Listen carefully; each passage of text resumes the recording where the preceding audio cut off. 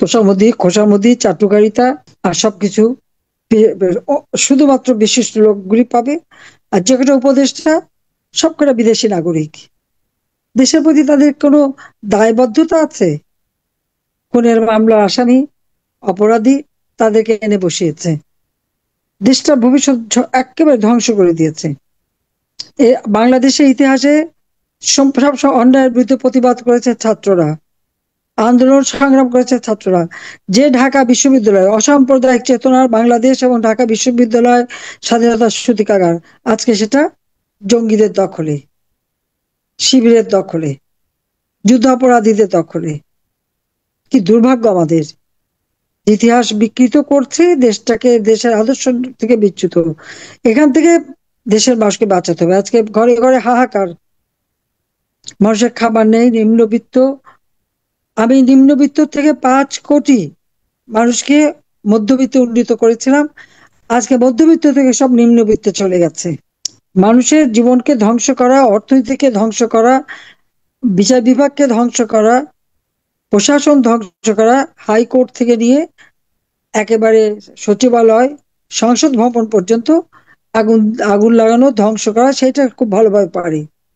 যে কোনো একটা রাষ্ট্র চলতে গেলে তার 3টে অঙ্গ থাকে: আইনসভা, বিচার বিভাগ এবং কার্যনির্বাহী বিভাগ, অর্থাৎ লেজিসলেটিভ, জুডিশিয়ারি, এক্সিকিউটিভ। 3টাই ধ্বংসের মুখে, শুধু ক্ষমতায় বসে ক্ষমতা ভোগ আর দেশ। আজকে আজকে ছাত্রদের উপরে, চট্টগ্রাম বিশ্ববিদ্যালয়ের ছাত্রদের উপরে যে হামলা করা হলো, আমি তার তীব্র নিন্দা জানাই। যখন এই বৈষম্য বিরোধী আন্দোলন জুলাই মাস থেকে 14 জুলাই পর্যন্ত একটা ছাত্রকে কোনো হাত দেওয়া হয়নি।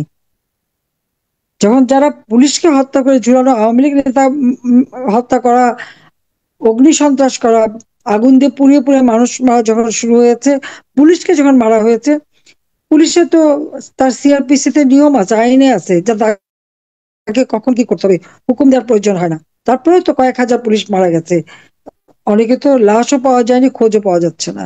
আক্রমণটা তো এরাই করেছে। আজকে তারা হিরো, আর যারা নির্যাতিত তাদের কোনো অধিকারই নাই, বিচার চাওয়ার অধিকার নাই। এই অবস্থা থেকে দেশকে বাঁচাতে হবে, রক্ষা করতে হবে এবং ছাত্র সমাজকেই প্রতিবাদ করতে হবে। নিষিদ্ধ করেছে যারা অবৈধভাবে ক্ষমতা দখলকারী, তাদের আবার নিষিদ্ধ করবার অধিকারটা কোথা থেকে আসলো? যতই তারা যা কিছু করুক, একদিন দিন আসবেই এবং এই অবৈধ ক্ষমতা দখল করে যত অপকর্ম, তার বিচার বাংলা মাটিতে ইনশাল্লাহ হবেই হবে। কারণ আমি আমার জীবনে বহু দেখেছি। ওই আইয়ুব খানের মতো শক্তিশালী আমরা ক্ষমতাধরকেও দেখেছি, ইয়াহিয়া খানকেও দেখেছি, জিয়া, এরশাদ, খালেদা জিয়া, সবাইকেই। একমাত্র আওয়ামী লীগই দেশের কথা চিন্তা করে, কল্যাণ চিন্তা করে, দেশের মানুষের উন্নতি করেছে। এটা হলো বাস্তবতা। স্বাধীনতার সপক্ষ শক্তি ছাড়া এই দেশের উন্নতি কেউ করবে না। আজকে মুক্তিযুদ্ধের স্মৃতি মুছে দিয়ে ওই সেই হানাদার পাকিস্তানি বাহিনী যাদের পরাজিত করেছে আমরা, সে পরাজিতদের পা চাটা, এটা কোন ধরনের এদের কাছে সারেন্ডার করা? যারা আমাদের কাছে সারেন্ডার করে গেছে, তাদের কাছে আবার ইউনূসের গোষ্ঠীরা সারেন্ডার করে, যে লজ্জার হওয়ার কথা। যাই হোক, আমি তোমাদের সবাইকে আমি ধন্যবাদ জানাই যে আজকে শোক দিবসে তোমরা এই অনুষ্ঠানটা করেছো। তোমাদের সাথে কথা বলার সুযোগ পেলাম।